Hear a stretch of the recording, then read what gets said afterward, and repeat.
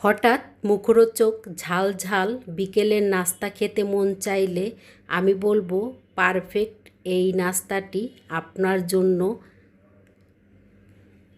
নাস্তাটি তৈরি করার জন্য এখানে আমি আটা নিয়েছি 1 কাপ, পরিমাণ মতন লবণ দিয়ে দিয়েছি। এখন আমি হাত দিয়ে ভালো করে মিশিয়ে নিচ্ছি।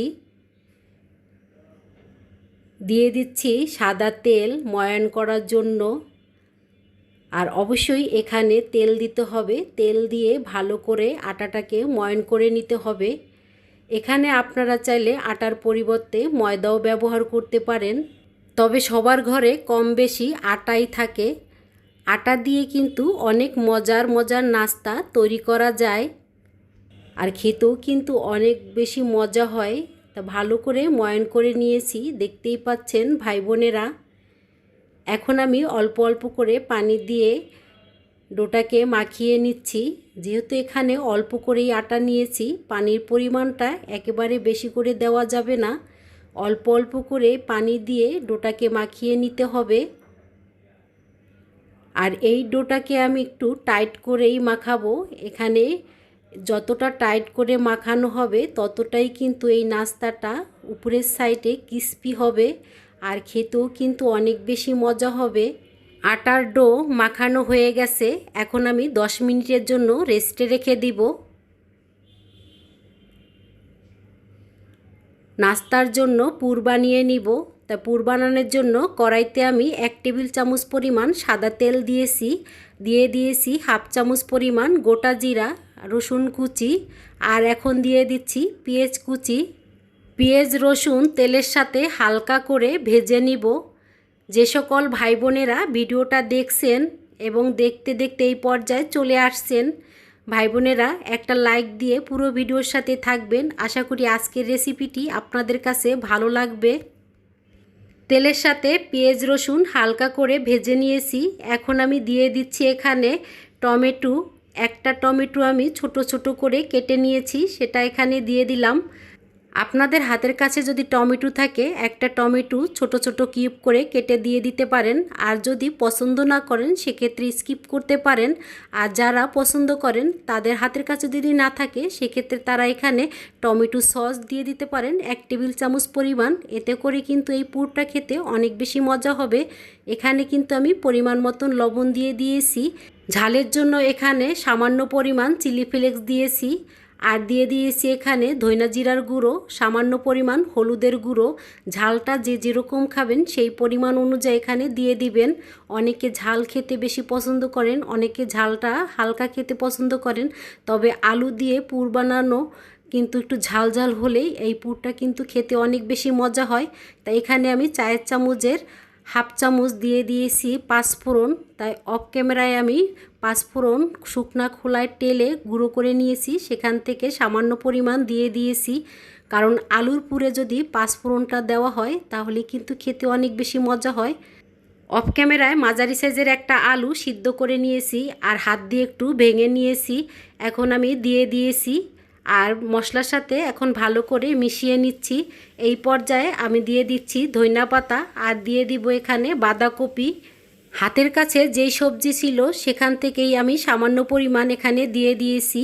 আর আলুর পুরে কিন্তু যে কোনো সবজি একটু মিশালে এই পুরটা কিন্তু খেতে ভালো লাগে।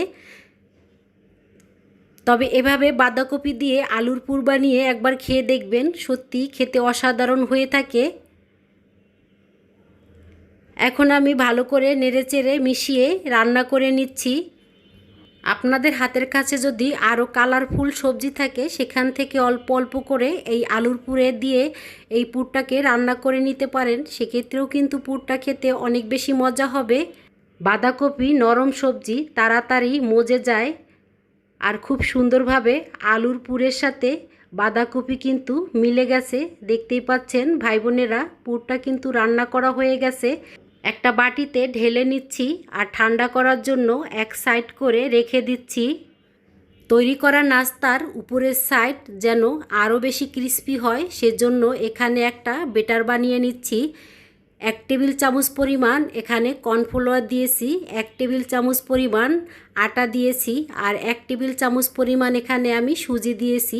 তিনোটা উপকরণ আমি সমপরিমাণ করে দিয়েছি। ঝালের জন্য এখানে চিলি ফ্লেক্স দিয়েছি, চায়ের চামচে 2 চামচ পরিমাণ এখানে সাদা তিল দিয়েছি, আর দিয়ে দিলাম ধইনা পাতা।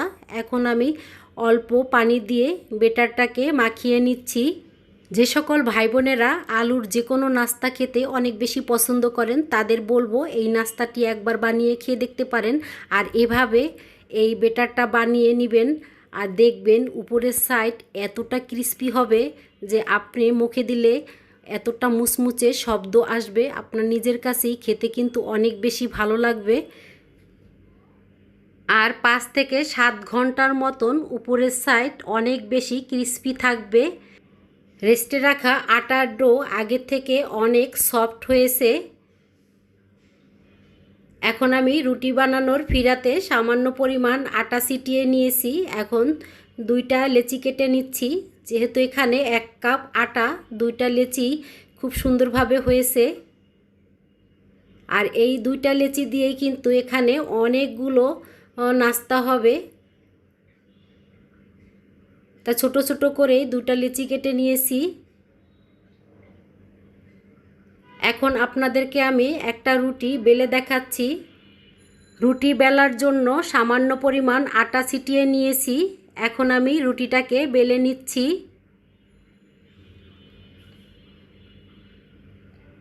আর দেখতেই পাচ্ছেন ভাই বোনেরা, রুটিটা কিন্তু আমি বেলে নিয়েছি। একেবারে মোটা করে বেলি নাই, আবার একবারে পাতলা করেও বেলি নাই।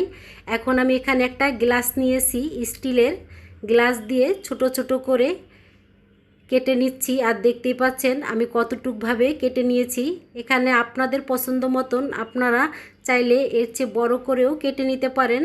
তা আমার এই গ্লাসগুলো বেশি বড় নাই, এভাবেই ছোট ছোট গ্লাস আছে, সেজন্য এই গ্লাস দিয়ে কেটে নিচ্ছি। আর এভাবেই ছোট ছোট রাস্তাগুলো কিন্তু দেখতে অনেক বেশি লোভনীয় লাগে। এখন আমি একটা রুটি নিয়েছি, আর মাঝ বরাবর চায়ের চামচের 1 চামচ পরিমাণ পুর দিয়ে নিয়েছি। আর সাইড থেকে একটু পানি দিয়ে নিলাম, এতে করে মুখটা খুব সুন্দরভাবে লেগে যাবে। আর এই মুখটাকে আমি এখন খুব সুন্দরভাবে হাত দিয়ে চিপে চিপে লাগিয়ে নিচ্ছি। আর এই নাস্তাগুলো কিন্তু তৈরি করতে অনেক বেশি ভালো লাগে, আর খেতেও কিন্তু অনেক বেশি ভালো লাগে। সত্যি যারা কখনো এভাবে তৈরি করে খেয়ে দেখেননি তাদেরকে বলবো একবার এভাবে বানিয়ে খেয়ে দেখতে পারেন। দেখবেন ছোট থেকে বড় সবাই কিন্তু অনেক বেশি পছন্দ করবে। আপনারা চাইলে এভাবে বেশি করে তৈরি করে একদিন ডিপ ফ্রিজে ফ্রোজেন করেও রেখে দিতে পারেন। তা একটা তো বানিয়ে দেখালাম, আরেকটাও বানিয়ে নিয়েছি। দেখতেই পাচ্ছেন ভাই বোনেরা, এভাবে আমি অফ ক্যামেরায় সব নাস্তাগুলো বানিয়ে নিয়েছি। আর দেখতে পাচ্ছেন ভাই বোনেরা, এখানে কিন্তু 1 কাপ আটা দিয়ে কতগুলো হয়েছে। আজকে কিন্তু আমি সবগুলো ভাজবো না, কারণ এতগুলো ভাজলে কে খাবে, খাওয়ার লোক নাই। সেজন্য এখান থেকে আমি অল্প করে ভেজে নিব, আর বাকিগুলো ডিপ ফ্রিজে ফ্রোজেন করে রেখে দিব। আলু আটা দিয়ে নাস্তাটি আপনাদের কাছে যদি ভালো লাগে আর এভাবে বানিয়ে খেয়ে দেখতে পারেন, আর ডিপ ফ্রিজেও ফ্রোজেন করে রেখে দিতে পারেন।